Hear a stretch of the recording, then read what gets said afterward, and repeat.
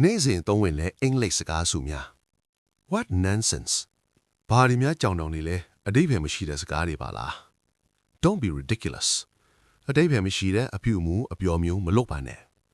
I did not understand ကျွန်မနားမလည်ခဲ့ပါ Where are you from ခမည်းမင်းဘယ်ကလဲ I got it ကျွန်တော်နားလည်သွားပါပြီ I wish you well ကံကောင်းပါစေကျန်းမာပါစေ Everything is fine အရာအလုံးအဆင်ပြေပါတယ် Are you kidding ခမည်းနှုတ်နေတာလား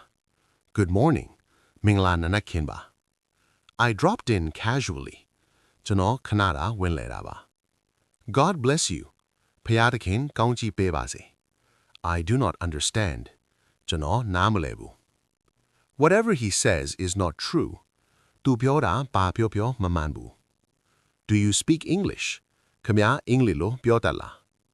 Don't be so childish ကလေးဆန်ဆန်သိမနေပါနဲ့ I'm sorry ဝမ်းနေပါတယ်တောင်းပန်ပါတယ် That's so kind of you ခမည်းအင်မတန်စေတနာကောင်းတာပဲ It's none of your business ဒါခမည်းနဲ့မဆိုင်ဘူး I beg your pardon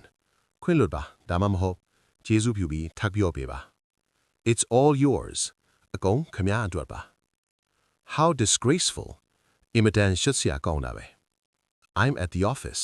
ကျွန်တော်ရုံးမှာပါ His words have weight သူစကားလေးနက်တယ် Would you please speak slowly ကျေးဇူးပြုပြီးဖြည်းဖြည်းလေးပြောပေးလို့ရမလား What are you doing